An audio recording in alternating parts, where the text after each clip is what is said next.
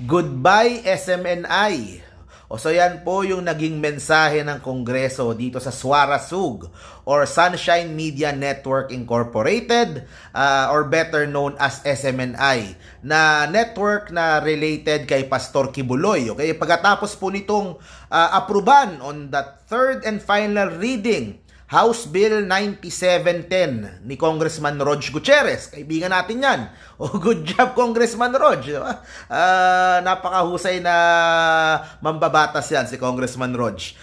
To revoke the legislative franchise granted to SWARASUG Media Corporation. Okay?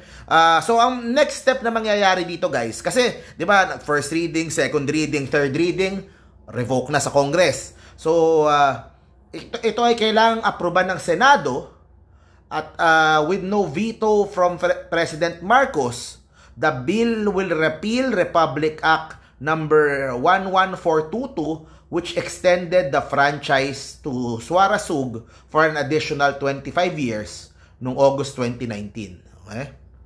So, ang susunod na laban sa SMNI ay sa Senado. Okay? So, yung mga bumoto siguro kay Kibuloy, asahan po natin, baka sila ang pipigil dito, sila ang, so mas iinit pa yung laban pagdating po dyan sa Senado. Okay? The revocation came after the House Committee on Legislative Franchises found violations of the franchise, including spreading fake news, involvement in red tagging, and committing significant corporate offenses.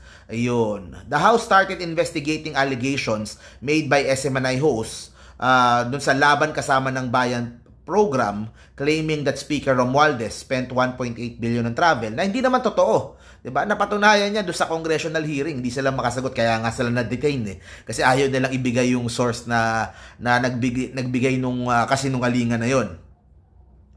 A House press statement also explained that SMNI openly admitted to transitioning from a non-stock non-profit corporation to a sole corporation under Pastor Kibuloy in 2006. The same statement said that in 2023, the controlling stake was transferred to Brother Marlon Acobo, with both transactions taking place without obtaining congressional approval as required by the franchise. So, yun yung may mga pagkukulang kasi meron silang mga hindi nagawa na dapat ay they comply. Hindi sila nakapag-comply o yan tuloy ni-revoke yung kanilang franchise ng Kongreso. Okay? Failure to report such changes of ownership as mandated by Section 10 automatically triggers the revocation of the franchise. Okay? Pero sa akin ito ang pinaka main point diyan. Ito yung pinaka makukuha yung kumbaga info o makukuha yung katas diyan o yung kumbaga knowledge o yung info na makukuha natin doon sa botohan. It shows kung ilan lang yung kakampi ni Duterte sa Kongreso.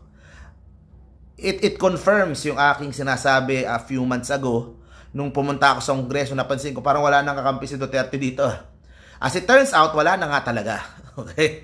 So, sa dinami-dami ng congressman, 284 ang bumoto para sa SMNI, di ba? Lahat 'yan, malamang 'yan mga nakasama ni Pangulong Duterte nung siya ay presidente.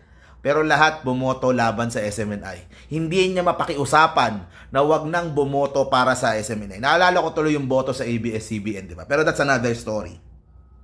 So, wala pa akong listahan kung sino yung 4 na nag-abstain at sino yung 4 na nag-no.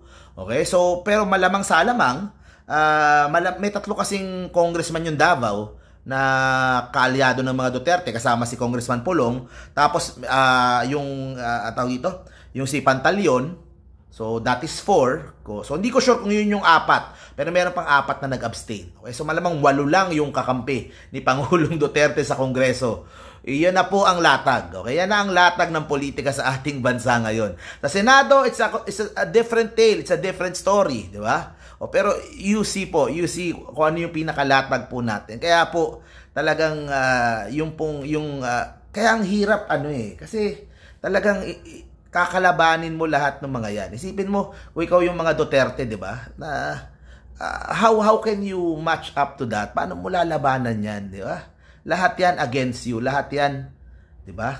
Kampi sa gustong mangyari ng Kumbaga, marami kasing ano eh. Kumbaga, akala mo kaalyado mo, pero the whole time baka meron silang, di ba? Parang meron silang sama ng loob sa iyo o hindi. So bumoto ng ganyan, lahat sila against SMNI eh, di ba? A few years ago lang mga kaalyado ni Pangulo yung iba diyan. So siguro merong ano din eh. Baka President Duterte was ruling by fear. Di ba? Instead of talagang makuha yung loob nitong mga representatives natin na ito. Kaya ngayon, hindi niya mapakiusapan. Wala siyang kakampi sa Kongreso. At yan ang kinakaharap nila. So, patong-patong na problema sa franchise, yung arrest order, yung sa DOJ, kaso sa Pasig, kaso sa Davao, kaso sa Amerika. Di ba? So, ang dami patong-patong po yung kinakaharap itong si Kibuloy. Tingnan po natin how they will survive itong mga susunod na mga buwan at taon. Diba? At talagang mahirap po yung sitwasyon ngayon. Ang tinitingnan ko nga, itong franchise ng SMNI, baka yan ang i-award sa ABS-CBN, diba? Parang poetic justice yun, diba? Para sa ABS-CBN na nawalan ng prangkisa only a few years ago sa panahon ni Duterte.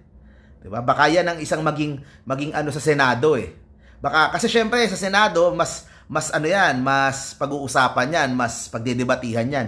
Baka yun yung isang maging motibasyon ng mga Senado na alisin na yan, ibigay na sa ABS-CBN, baka ganun yung pwedeng mangyari. O pag dagdag pa niyan, syempre after ng mga lahat ng to, yung AMLAC isama mo pa, going after the properties of Kibuloy na posibleng money laundering sa Glory Mountain, lahat na yon, patong-patong na. Diba? Talaga magiging busy yung mga barkada nating mga Kibuloy defenders. Okay, so tuloy-tuloy lang po yung coverage po natin. See you po sa next video. Stay safe parati guys. Live tayo mamaya. Okay, pag-usapan natin to. Bye-bye.